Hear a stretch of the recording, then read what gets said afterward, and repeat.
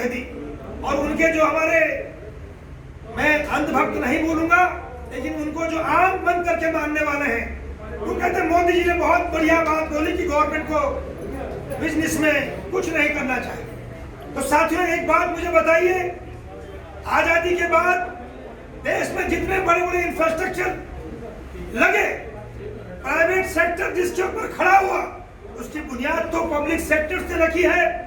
आज अगर public sector नहीं होते तो क्या ग्रीन रिवॉल्यूशन होता, क्या व्हाइट रिवॉल्यूशन होता?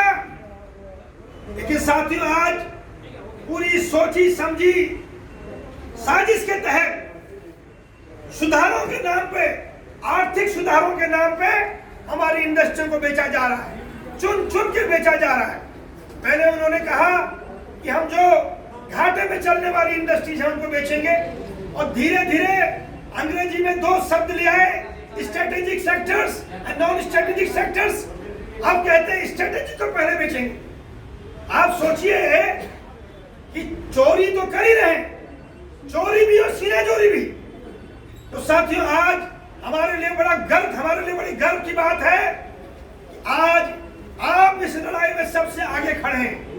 हमें खुशी है साथियों कि जब हिंदुस्तान में लूट हो रही थी, पब्लिक सेक्टर को खत्म किया जा रहा था, तो हमारे बहादुर साथी हड़ताल करके अपना रोष व्यक्त कर रहे थे, अपना विरोध व्यक्त कर रहे थे, अपने लोकतांत्रिक मूल्यों के साथ खड़े थे। साथियों, आज गर्व करने की बात है कि विपरीत परिस्थितियों में कल दोपहर से 11 बजे से मुझे सूचनाएं मिल रही थी।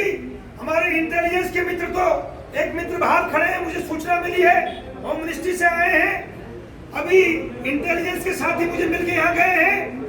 कल से हमें यह सूचित किया जा रहा था कि आपको हड़ताल पे नहीं जाना है, आपका क्या कार्यक्रम है।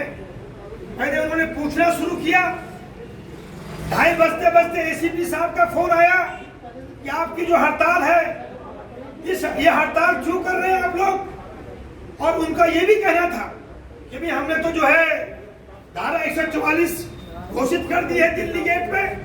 मैंने उनसे बड़ी विनम्रता से कहा, मैंने कहा आप एक सम्मानित अधिकारी हैं पुलिस के, जैसे आप सम्मानित अधिकारी हैं, वैसे हम भी जो है वो पूरे सम्मान के साथ इस इंडस्ट्री में अपनी सेवाएं दे रहे हैं, आपसे सहयोग चाहते हैं। तो वो मुझे धारा 144 के अंतर्गत जो दंड है, उन दंडों के बारे में मुझे आर्टिकल समझाने लगे। मैंने उनसे कहा, एसीपी महोदय से और शाम को एसएचओ से, दिल्ली गेट के हमारे एसएचओ हैं, मैंने उनसे विनम्रता से कहा कि क्या आपने धारा 144 जब लगाई, क्या आपने घोषणा करी, क्या आपने बताया? आपको पहले से बोलना चाहिए था हमको। हम दिल्ली में जंतर मंतर या स्कोप टावर या किसी और स्थान पे हम एकत्रित हो जाते। लेकिन साथियों, ये एक युद्ध जो इस सरकार ने अपने ही लोगों के खिलाफ छेड़ा है, उस युद्ध में आज हमें महसूस करते हैं ये पुलिस भी जो है साथियों, ये पुलिस के मित्र तो अपनी सेवाएं दे रहे हैं, लेकिन पुलिस के ऊपर कौन बैठा है? इनके गृह मंत्री कौन है? अमित शाह जी हैं। और अमित शाह जी आप जानते हैं, भली भांति मैं उनके बारे में ज्यादा नहीं बोलना चाहूंगा, वो विख्यात भी हैं और कुख्यात भी हैं। कुछ लोग कहते हैं बहुत विख्यात हैं, कुछ कहते हैं बड़े कुख्यात हैं, तो दोनों बार शब्द का इस्तेमाल करना। और उनका तो ये कहना है खुलेआम कि डरना चाहिए व्यवस्था से, हम जनता को, हमसे डर होना चाहिए व्यवस्था। साथियों, जिस देश से गृह मंत्री की भाषा में ये हो, जनता से प्यार और मोहब्बत की भाषा बोलने की जगह अगर वो डर पैदा करना चाहते हैं हमारे बीच में, तो उनके आदेशों के तहत जो पुलिस के हमारे साथी आज काम कर रहे हैं, ये उन्हीं के तहत, उनके आदेशों के तहत, होम मिनिस्ट्री के आदेशों के तहत जो है साथियों, ये सुनियोजित तौर पे हमारे आंदोलन को खत्म करने की, कुचलने की ये पूरी जो है साथियों एक साजिश है। और दूसरा, जैसे हमारे साथियों ने कहा, विष्णु जी ने कहा, सलील जी ने कहा, ये ओरिएंटल मैनेजमेंट ने भी अपने कर्मचारियों पे, अपने अधिकारियों पे, अपने साथियों पे भरोसा दिखाना चाहिए था। आज अगर कंपनियां प्राइवेट होती हैं तो सबसे पहला सबसे पहले जो निकाले जाएंगे, सबसे ज्यादा तनख्वाह लेने वाले जो हमारे उच्च अधिकारी हैं, शायद वो नहीं जानते हैं कि प्राइवेट कंपनियों में सबसे पहले उनको ही निकाला जाता है। तो साथियों, हम तो उनकी लड़ाई में लड़ रहे हैं। साथियों, ये संघर्ष मजबूत होगा तो हमारे यहाँ जो जनरल मैनेजर्स हैं, हमारे डायरेक्टर्स हैं, शायद इनकी भी नौकरियां सुरक्षित रहेंगी। लेकिन बड़े दुख की बात है कि आज ओरिएंटल का मैनेजमेंट, जिसको आपके साथ खड़ा होना चाहिए था, वो आज पुलिस के साथ खड़ा है। साथियों, पुलिस के मित्रों से हमने बात कहा कि आप आए हैं, बड़ी खुशी की बात है। आपके आने से ऐसा लगता है कि हमारा संघर्ष वास्तव में जो है, हमारी मिसाल चल रही है। हमने पुलिस के मित्रों का धन्यवाद किया।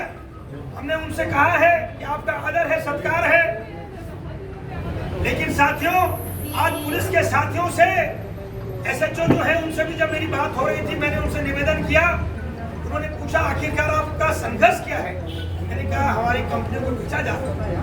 मुझे लगा उनके चेहरे में भी इस बात को लेके स्पष्टता थी, और वो, लेकिन उनकी जिम्मेदारी है, वो दूसरा काम कर रहे हैं साथी। तो मैं ये कहना चाहूंगा कि पुलिस के जो हमारे साथी हैं, वो हमारे साथ खड़े हैं। और हमें साथियों, हमने कल भी उनसे कहा था, आज भी कहा है कि हमारा जो प्रदर्शन है, ये पूरी तरह से शांतिप्रिय प्रदर्शन है। और हम साथियों, हम किसी तरह की अराजक गतिविधियों का हिस्सा नहीं हो सकते हैं। जनरल इंश्योरेंस इंडस्ट्री की जो ट्रेड यूनियंस हैं, उन्होंने इतिहास रचा है साथियों, इतिहास गढ़ा है, और हमेशा से शांतिप्रिय तरीके से जो है हम संघर्ष करते रहे। साथियों, आज इतनी तादाद में कभी हमने पुलिस नहीं देखी थी ओरिएंटल के बाहर। लेकिन आज सुबह से साथी हरीश बिज जी को यहाँ 9:15 बजे हमने भेजा, बैनर लगाने के लिए साथी पहुंच गए थे। साथी ने बताया कि कम से कम 40 पुलिस के मित्र यहाँ हैं। उसके बाद साथी आते रहे, और सबसे बड़ी बात है कि डीसीपी खुद पहुंची। तो साथियों, हमें इस बात, जो उनका अधिकार क्षेत्र है, वो आए, उनका स्वागत है। लेकिन साथियों, सोचने का विषय यह है, जो नीरज गौतम जी ने कहा कि काश हमारी होम मिनिस्ट्री, हमारा गृह मंत्रालय, हमारे पुलिस के साथियों की भी तो तनख्वाहें बढ़ाए। पुलिस के साथियों के साथ भी आज न्याय नहीं हो रहा है। फौज के हमारे साथी वन रैंक वन पेंशन के सवाल पे जब पिछली बार इस सरकार को चुना था, तो सबसे पहले जंतर मंतर पे किसने हड़ताल की थी साथियों, बताएं? सेवानिवृत्त फौजियों ने जंतर मंतर पे 7 दिन की कार्मिक हड़ताल की थी साथियों। और उसके बाद उनसे मिलने पक्ष और विपक्ष के सब नेता आए, जो हिंदुस्तान की सरहदों पर रहते हैं फौजी, उनके साथ भी सरकार खड़ी नहीं है साथियों। पुलिस के साथी जो आज आपके सामने खड़े हैं, क्या हमारे पुलिस के साथियों को परमानेंट कर रही है होम मिनिस्ट्री? कितने वहां, क्या कितनी आउटसोर्सिंग हो चुकी है? पुलिस में आउटसोर्सिंग, सेंट्रल गवर्नमेंट में आउटसोर्सिंग, पब्लिक सेक्टर में आउटसोर्सिंग। तो साथियों, किसके इशारे पे हो रहा है ये नया हिंदुस्तान बनाया जा रहा है, ये नया भारत बन रहा है। इस नए भारत का साथियों नीतियों का विरोध करते हैं। हमारी मांग है कि पुलिस को भी जो है उनके अधिकार दिए जाएं। पुलिस के साथी आप देखते हैं, हमारे कुछ बाहर खड़े हैं पुलिस के साथी, इतनी धूप में खड़े हैं, इनको सरकार क्या व्यवस्था देती है, क्या अनाउंसमेंट देती है? लेकिन साथियों, आप जानते हैं कि फौज और पुलिस जो है संगठन नहीं बना सकते। मन में तो इनके भी बहुत होता है, रोष तो इनके अंदर भी बहुत है, लेकिन पुलिस और फौज को जो है यूनियन बनाने का अधिकार नहीं है। और यही बात मैंने कल एसीपी महोदय से कहा कि भाई, पुलिस और फौज को तो यूनियन बनाने का अधिकार नहीं है, लेकिन हिंदुस्तान के ट्रेड यूनियन एक्ट ने, बाबा भीमराव अंबेडकर जी के ट्रेड यूनियन एक्ट ने, अंबेडकर जी जो पहले हमारे लेबर मिनिस्टर हुए, बाबा भीमराव अंबेडकर जी, उन्होंने ये एक्ट बनाया था वर्किंग क्लास के लिए, और उस एक्ट के बदौलत हमें यह अधिकार है संविधान में राइट टू एक्सप्रेशन का, राइट टू स्पीच का, राइट टू स्ट्राइक का। और ये बात हमने कही है साथियों, ये बात हमने एसीपी महोदय से कही। हम न्याय के साथ खड़े हैं, हम कानून के साथ खड़े हैं। ये सरकार कानून तोड़ रही है, गृह मंत्रालय कानून तोड़ रहा है, व्यवस्था कानून को नहीं मान रही है। तो जिस व्यवस्था में शासक ही जो है कानून तोड़ने लगे तो वहां जनता को समझ जाना चाहिए और अपने अधिकारों के प्रति सचेत होकर ऐसी सरकारों के खिलाफ आंदोलन छेड़ना चाहिए। साथियों, यही सच्ची देशभक्ति है, यही सच्ची राष्ट्रभक्ति है। हम बड़ी बड़ी बातें करना नहीं चाहते, लेकिन हम इतना जरूर चाहते हैं और इतना जरूर समझते हैं कि आज कोविड में साथियों, जब कोविड का संकट आया और आज भी चल रहा है, तो कौन सी प्राइवेट कंपनियां जो हैं आज नागरिकों के साथ खड़ी हैं? अभी कोश्यारी जी जो हैं न्यू इंडिया के चेयरमैन को जो है पुरस्कार दे रहे थे, हमारे सम्मानित अतुल साय जी को। तो कोविड के समय न्यू इंडिया खड़ा है आपके साथ। अभी जल प्रलय हुई उत्तराखंड में, देखा होगा आपने, पूरा चल रहा था व्हाट्सएप पे जो पॉलिसी जो है न्यू इंडिया ने दी है। तो कहीं आग लगती है, आगजनी होती है, कहीं दंगा होता है, कहीं भूकंप आते हैं, कहीं प्राकृतिक आपदाएं होती हैं। उसके लिए ओरिएंटल इंश्योरेंस खड़ा है, उसके लिए यूनाइटेड इंडिया इंश्योरेंस खड़ा है, उसके लिए नेशनल इंश्योरेंस खड़ा है, उसके लिए न्यू इंडिया इंश्योरेंस खड़ा है। क्या आपने सुना है साथियों, किसी अडानी जी ने, किसी अंबानी जी ने, किसी टाटा जी ने, किसी बिरला जी ने, हाँ, वो अपना टैक्स में रिलैक्सेशन के लिए कुछ जो है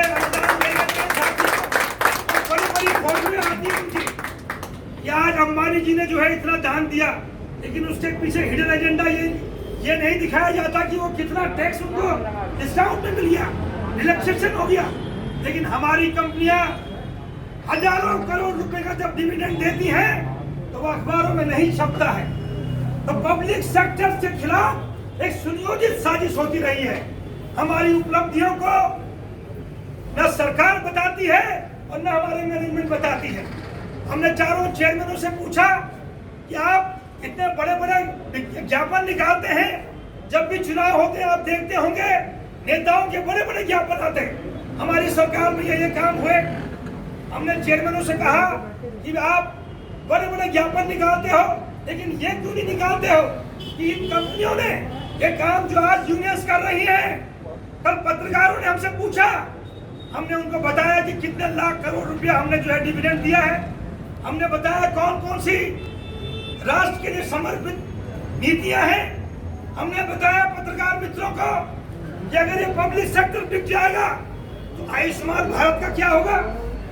साथियों, आयुष्मान भारत जिसके बलबूते पे आप पूरा करना चाहते हैं, आत्मनिर्भर भारत किसके बलबूते पे बनाना चाहते हैं, प्रधानमंत्री फसल बीमा योजना किसके बलबूते पे करना चाहते हैं। अगर ये कंपनियां नहीं रहेंगी तो क्या ये सारी स्कीम्स लागू हो सकती हैं? नहीं हो सकती हैं। तो साथियों, मेरा आपसे अनुरोध है कि जो आज पूरे देश में हड़ताल हुई है, हाँ, कुछ हमारे साथी आज भी नासमझी कर रहे हैं। हम ईश्वर से प्रार्थना करेंगे, ईश्वर उन्हें सद्बुद्धि दे, सद्मार्ग दे और वो भी संघर्ष के रास्ते पे आए। आज मुझे बड़ी प्रसन्नता हुई, साथी उमा जी और रीना जी अभी यूनाइटेड इंडिया में हड़ताल सफल करा के यहाँ पहुँच रही हैं। हम इनका स्वागत करते हैं, करते हैं। और जब रीना जी को, उमा जी को मैंने देखा व्हाट्सएप पे, मैंने भी इन्हें सलाम किया। इन्होंने अपना ताला बंद करवाया, जहाँ तक मैं देख पा रहा था आर-ओ-1 में। तो आर-ओ-1 में आज तालाबंदी हुई है यूनाइटेड में साथियों। हमारे बहुत सारे साथी ऊपर बैठे हैं। जब हम यहाँ 9:30 पौने 10 बजे से उनसे आग्रह कर रहे थे, तो हमारे बीच में ऐसे कुछ साथी हैं जो नहीं समझ पा रहे हैं, लेकिन कुछ ऐसे भी हैं साथियों जो मिसाल बन रहे हैं। तो साथियों, आने वाले समय में ज्यादा न कहते हुए इस उम्मीद के साथ कि हमारा संघर्ष, मैंने शुरुआत में कहा फैज में फैज की बात कि चलते ही चलो, चलते ही चलो कि अब डेरे मंजिल पे डाले जाएंगे, तो जब तक इन निजीकरण के खिलाफ ये लड़ाई निर्णायक मोड़ पे नहीं पहुंच जाती है, जब तक हमारा वेज रिवीजन सम्मान पूर्वक नहीं मिलता है, तब तक साथियों ये मशाल जलानी होगी। हमारे हर साथी को जोड़ना होगा। हाँ, इतना मैं जरूर चाहूंगा कि हमारा जो नेतृत्वकारी साथी हैं उन्हें बड़ा मन रखना होगा। ट्रेड यूनियंस के अंदर भी कुछ कमियां आई हैं पिछले सालों में, जिसके तहत हमारे मेंबर्स में भी कुछ कमियां हैं। उन कमियों को समझा बुझा के दूर किया जा सकता है। हाँ, एक आग्रह मैंने और कहा, सभी ट्रेड यूनियंस को इसमें भी सोचना चाहिए भविष्य में कि जो भी साथी ट्रेड यूनियंस की बात को सम्मान नहीं देता है, ट्रेड यूनियंस की कॉल को सम्मान नहीं देता है, तो समझाने के बावजूद दंडात्मक कार्रवाई करने का भी अधिकार ट्रेड यूनियंस को होना चाहिए। और मुझे उम्मीद है साथियों कि आने वाले समय में पब्लिक सेक्टर जनरल इंश्योरेंस की जो यूनियंस हैं, irrespective of class and cadre, हम लोग जो है अपनी संकीर्ण मानसिकता में नहीं फंसेंगे। अगर यहाँ क्या होता है, कोई एक मेंबर अगर किसी यूनियन को छोड़ता है तो दूसरा पकड़ लेता है। तो मेरा निवेदन है साथियों, इसमें हम गंभीरता से विचार करेंगे। ऐसे साथियों के खिलाफ समझाने का पूरा प्रयास होगा, लेकिन बाद में अनुशासनात्मक कार्रवाई भी करनी पड़ेगी। तो साथियों, ज्यादा न कहते हुए इस उम्मीद के साथ कि हमारी हड़ताल कामयाब हो, हमारा संघर्ष कामयाब हो, मैं साथी रीना जी से चाहूंगा कि वो 2 शब्द आपके बीच में कहेंगी। साथी रीना जी, धन्यवाद।